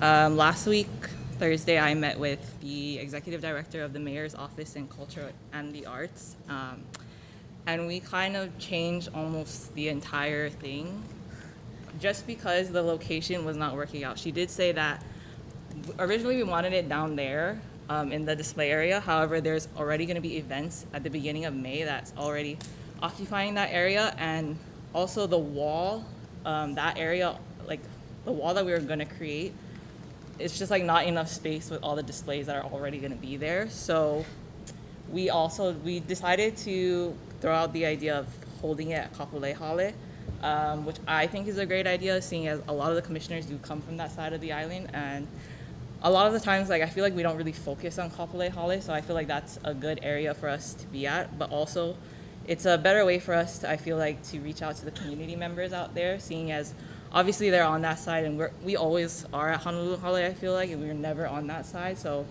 we thought it would be a good idea to host it over there. Additionally, instead of having like it just be a wall, and like I know last month's meeting we decided like we were gonna all come together and do like a kind of bonding moment where we make the leis. However, Jennifer, the director, she did state that it might be a better idea if we kind of like host it as an event brought to the public by the commission as well as MOCA, which would be, I think, will be a lot better, especially for us, getting our name out there and like actually conversing with the public, especially for those districts on that side of the island. And then she also stated that instead of giving the leis away to the workers in the city and county, because that's just way too many workers to give it out to, she did mention that it might be a better idea to give it away to a nonprofit organization that we choose, or for example, giving it away to like a kupuna home. I feel like they would be very grateful for like that kind of notion. And additionally, because we want to make it kind of like a bigger event, I know funding is kind of like a bit of a problem for us. However, she did say that MOCA is willing to provide the funding for us. So whether that be, you know, entertainment that's coming in, everyone can like choose what kind of entertainment they want, whether it be like from schools or organizations. She gave an example of like reaching out to hula halaus to come perform for us. Another idea was reaching out to those who are like artists who do make leis occasionally, or not occasionally, but who are like, I guess, a master at making leis, to like come down and teach people how to make leis. So it could just be like a public moment for us as well as everyone else. And I think that's pretty much it. So I think what I want from you guys is like how we're gonna plan this, because I know like the dates might not work out for everyone. And she did say that at the beginning of May may be a little hectic. So I guess what I want from you guys is like how we should go about planning this, like the dates that would work for everyone, and I guess like how you're feeling about the new idea. Yeah. I think it's like a really cool idea. I like all of the adjustments. I also like the aspect of it being at Kapolei Hale. I was just there actually for my passport renewal, and it was really beautiful. So I think that would be appropriate.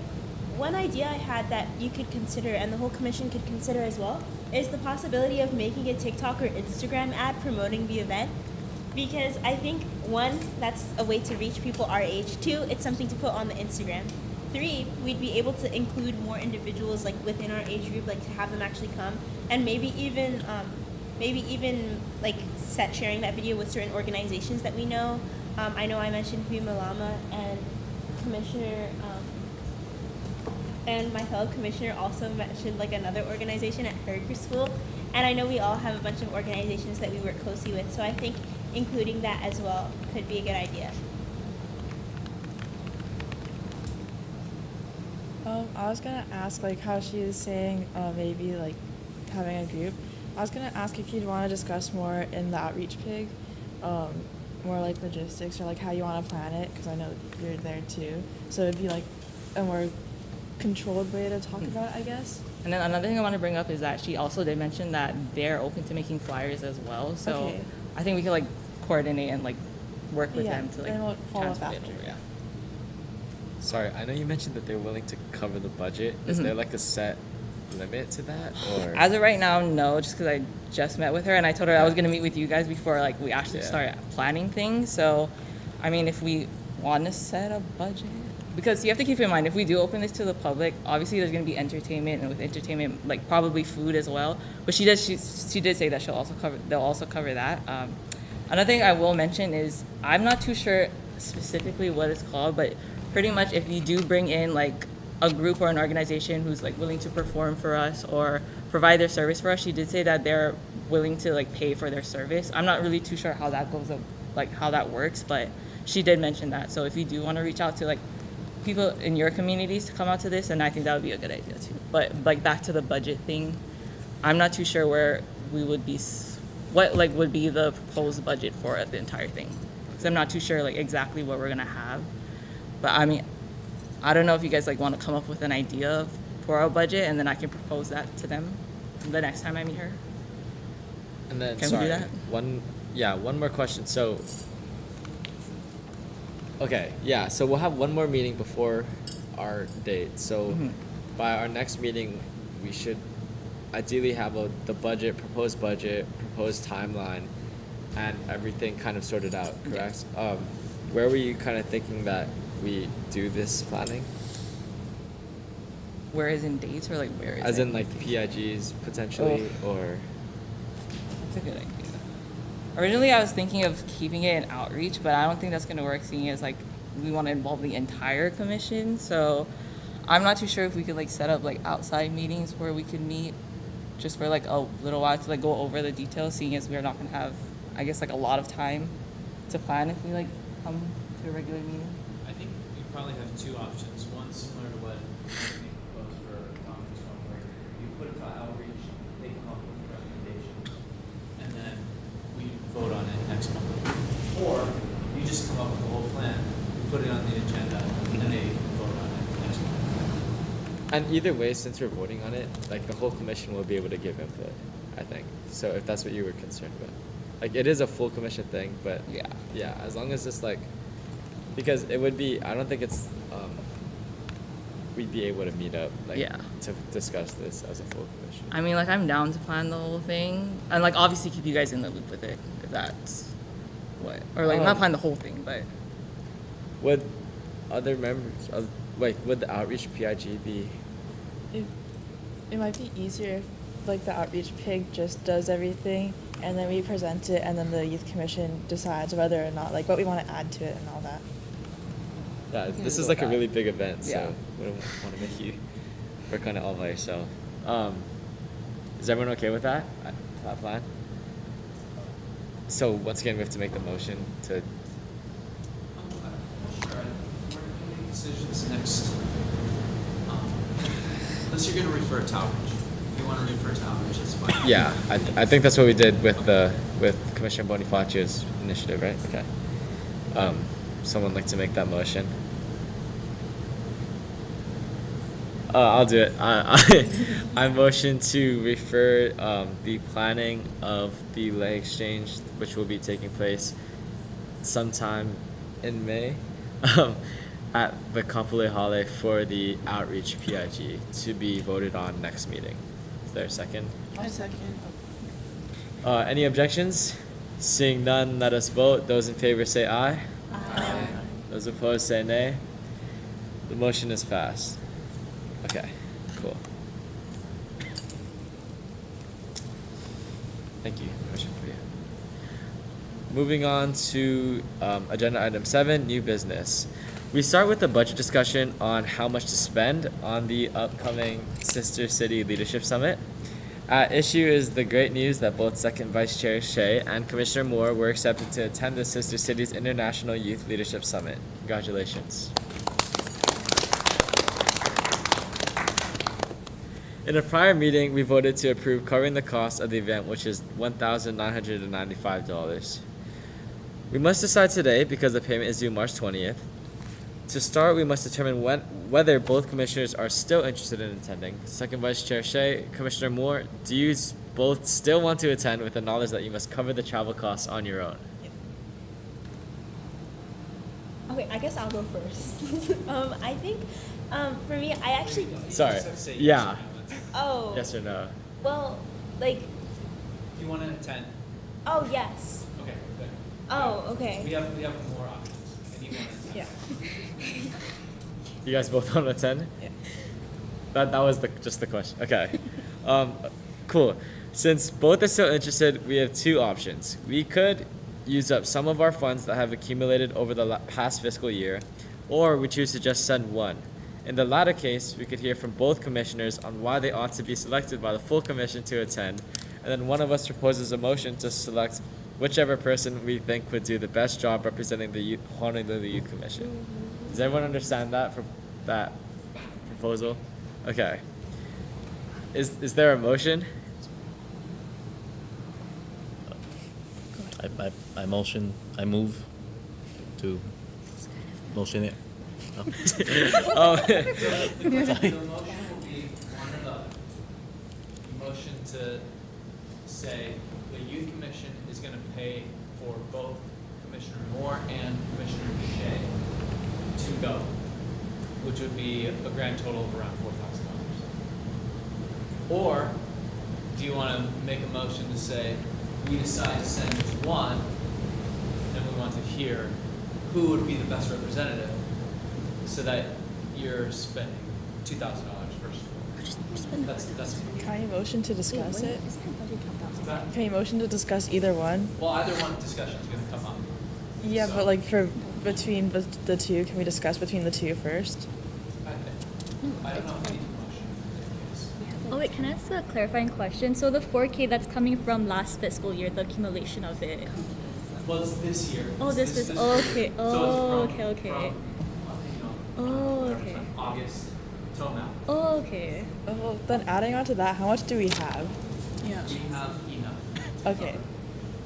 But then That's what not- happens is you have to decide, okay, if you're going to use the $4,000, then that means you only have around $4,000 remaining for the rest of the year, which is That's fine. fair. But it's something for you guys to consider.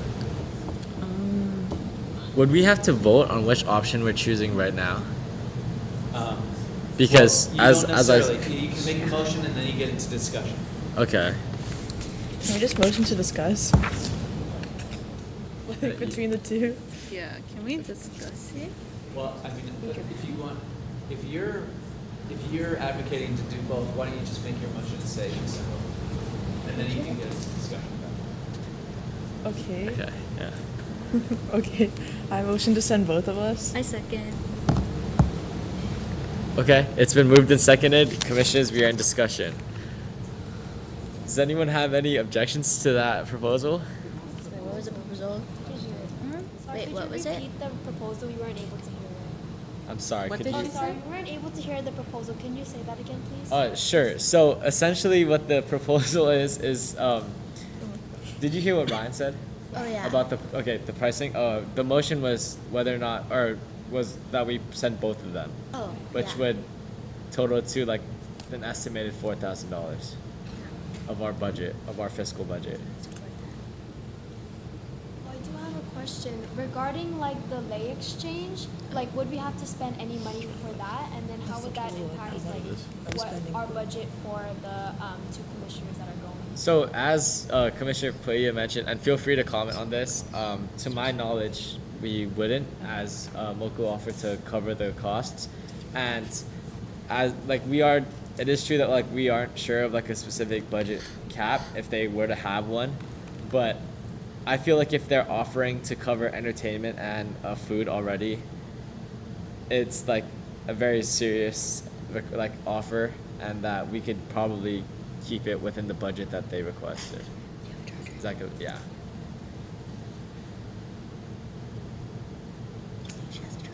Any other questions or comments? Is Ryan being for real about the $4,000? So I have a comment. I think it makes sense, like considering like the past expenditures, like HYC has never really used their budget, and that's definitely like a problem when you're like going through the budget and you keep lapsing every year. And like 4,000 out of like our 10,000 annual budget, you know, like you're using the budget way more than you've ever had in like the past, which is good. Because you need to be using your budget, so like you have that justification that we still need this budget. The only thing that I would say is that I totally agree with your point, but I would say that if we were to pass this and like this trip would take place, we would kind of have to allocate the rest of our budget primarily to events. I think that would make the most sense. And I know there's proposals in the past to allocate budgets, like parts of our budget to specific resolutions and the completion or effectuation of those resolutions. Obviously, if we're not like necessarily doing very many events, or the events are getting funded by other organizations, we wouldn't have to spend our money there, and we could still do both proposals. But I would say that would probably have to be cut realistically, which if you guys are okay with, I mean, I think I'd be okay with that. I think that as a commission, we would be able to generate resolutions that don't require funding on our part. So if you guys are okay with that, then I'd be okay with spending 4,000 on this. Yeah, because I mean, we still would have like $6,000 left, Yeah. and I think you also like mentioned like in the very beginning about like presenting like things for like the budget, but no one has like really done it that much. Okay. Cool. Yeah. Yeah. Sorry. This one's wait. Ryan. The budget is gonna be how's that work again? So wait, how much do we have left if we take out that 4,000? Do you know by chance like the exact? Because I know we've used the budget already for like Christmas parade and a few. I think something else. Right? We used it for the jackets for. We used for I don't know jackets. if we did. I'm not sure if we used it for jackets, but I know we used some during the Christmas parade. Yeah, and the Christmas like decorations and We all used that. stuff for that. So I'm not sure how much. I forget the cost we had for that, but Yeah, but even for the Christmas Sure, and how much? holiday budget, we still went under budget, and we're also most likely going to reuse some of the things that we already paid for in that last quarter.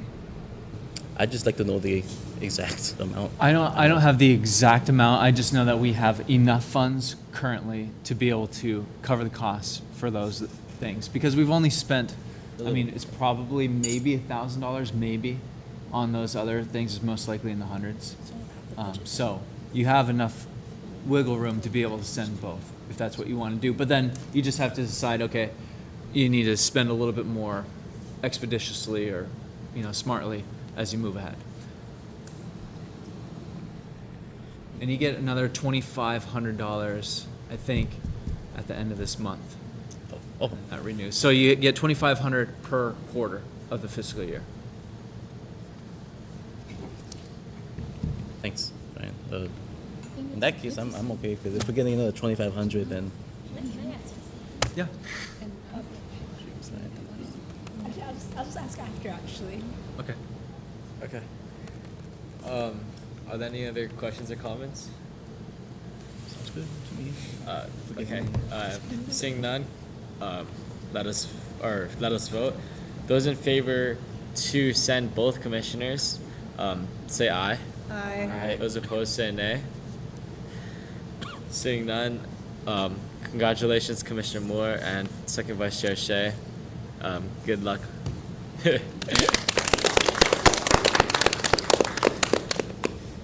We now continue with agenda item 7, new business, with the Marauder Makeke event. Vice Chair Bonifacio. Thank you, Chair. This is another budget Sorry, item. Sorry. Also, could you make the motion? Sorry.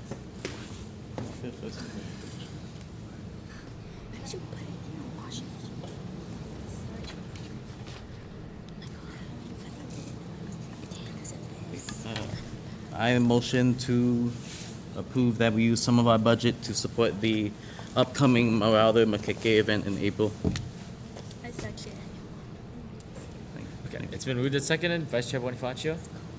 Yeah, so Marauder Makeke event, I believe you guys all saw these centers for tomorrow leaders, students that came in. Those are also the students involved with this Makeke event at Waipahu High School that's going to be held on beginning of April. Sorry, I forgot the exact date. Yeah, I got my phone. Just a second.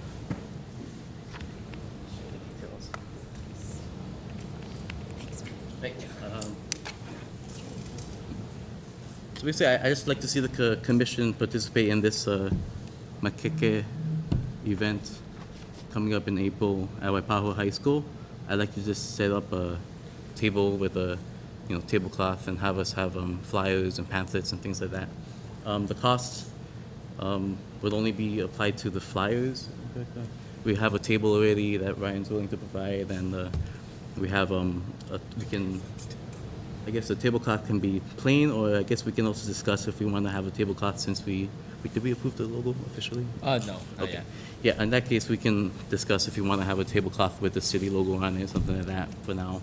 Or if we want to just have a plain tablecloth instead, because we are waiting on the logo to be approved, which I'm hoping is approved by next month. So the main cost is going to be flyers, any kind of papers you guys want to have at that event to share with the students or people in the community that show up to the event. It's going to take place on a Saturday. So I guess I would also be requesting for volunteers and stuff like that. I'll be sure to share that more of that after the meeting, but this proposal is just about budget to support the event with some flyers and things like that, which I believe the cost should be around, Brian, you know how much the flyers and things like that would cost? It's not going to be a lot. Not too much, yeah. So. Yeah, I mean, I would say $20. Yeah. All right, continue. No, Sorry. that was it. So yeah, Okay. about $20. So that's. Is there any testimony? Seeing none, commissioners, we're in discussion. I have a question. So just to confirm, since you said we're getting a new 2,500 next month, we'd have the funds for this. Yes, you would. Yeah, it's not that much. Okay. Then I personally agree with allocating some of our funds, budget to these flyers and outreach. Any other comments, questions? I would also. Sorry. It's for the Morada Makeke event for Waipahu High School. That's going to be held on April 11th, 12 to 5 p.m. It's just like they were inviting some people from the community to show up, or groups and things like that, to have a booth and share with the community. So, yeah. Any other questions? If we're gonna show up at the Marauder Makeke event, can you also make, I don't know, maybe like a sign-up sheet too, so that like we can kind of have a gist about who's going? Because I feel like at the holiday events that we did, it was kind of difficult to kind of gauge out who was going. I kind of had to like solicit you to kind of ask. Yeah, no, yeah, I'll make a sign-up sheet so that we can have a more solid base to know who's gonna show up. Whoever lives on that side, Waipahu side, or near that side, I highly encourage, if you can make it out, to come out. It's on a Saturday, 12 to 5, so I think it's pretty doable. But I'll make a sign-up to get us a more solid base of who's coming. But thank you for that. And then are you also gonna make the flyers too? Or are Yeah. you gonna have outreach do it? That's a good question. Is Outreach interested in making a flyer? If not, I'm okay with making the flyer. I'll probably work with Anthony and Brian on that to design one. But if Outreach is willing to make print shop, right? Could print shop. Could print shop do that? I guess. Oh. Print shop could, I guess, draft a flyer, and then I guess we can just share it through email, and then that's it. So how would we actually, like, who would be, or where would we be placing these flyers? Yeah, it would be on the table. So it's like a little table we have with. Oh, got it. Yeah. It's like like a little outreach event. I see what you're saying. Yeah. Kind of thing. So, yeah. So some students came up to me during the neighborhood board meeting, and they mentioned this. So I thought this would be a good thing that the commission could get involved in. What's the date again for this event? Sorry, one more time. What's the date again? April 11th. 12 p.m. to 5 p.m. at Waipahu High School. It's a Saturday. If you would be open to this, I would maybe, at events like this, you would want to keep like conversations relatively interactive. I was wondering if you'd be open to maybe having some sort of mechanism in which people could voice their concerns to us at the event about certain issues that they have with our current government. Yeah, that was another idea I had, was to have like a little form or something they can fill out to let us know what their concerns are, things like that, in community or. And that could be easy, just like we just bring a QR code. Yeah, QR code. You can scan it, have a Google form, and then. Yeah. Okay. Thanks for that. Thanks, Lisa. No worries. Any other comments, questions? Are there any objections to taking part in the Marauder Makeke event? Seeing none, let us vote. Those in favor say aye. Aye. Those opposed say nay. Nay. Is that an official nay? Okay. I'm sorry. Okay, the motion has been passed. Congratulations. Appreciate it. Is this like our first kind of outreach thing? Sorry? Is this like a first event doing that? Yeah. Okay. Great. We're moving. We're getting things done.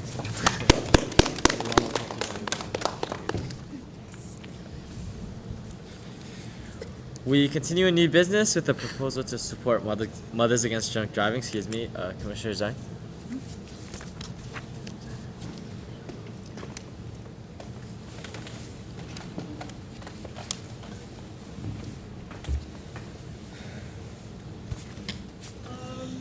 Okay, do I have to motion or can I just go to the session? Okay. I move to support Mothers Against Drunk Driving. Is there a second? I second. Okay, so moved and seconded. Commissioner Zhang for the explanation. Okay, so last week we kind of talked about the Mothers Against Drunk Driving initiative and what that was about. And basically, it's just like a nonprofit organization that works in Hawaii to help. It's like an activism thing to help against drugged and impaired driving. And a few weeks ago, or earlier on last month, I was actually at one of their like parades and their visit at the Capitol. And I was really interested in seeing how HYC could be more involved into it, because a lot of their like values and their beliefs and what they do really connects with what we do. And so I spoke to Ryan as well as their special programs manager, Alexis Brown, and she's willing to come in to speak with us next month to talk about what how we can do to get more involved in that. And so there are like, I know there's like a youth summit as well, and it's like a leadership program thing in the summer. And then there are some other events as well that she will be talking to us about. And so there's like a lot of things that we can be getting involved into. And I just thought that it's a cool opportunity for HYC to be more involved in that. And so yeah, so she'll come in next month to kind of talk about what they do and how we can do to support them more. So, commissioners, we are in discussion. Any questions, comments?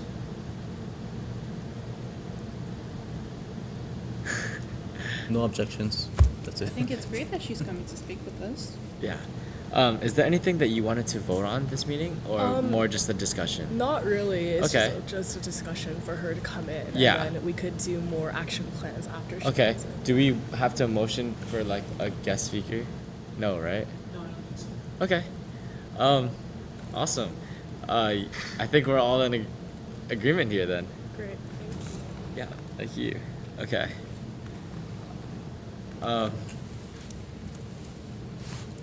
Moving on to the breakout discussion section. So you're just not present.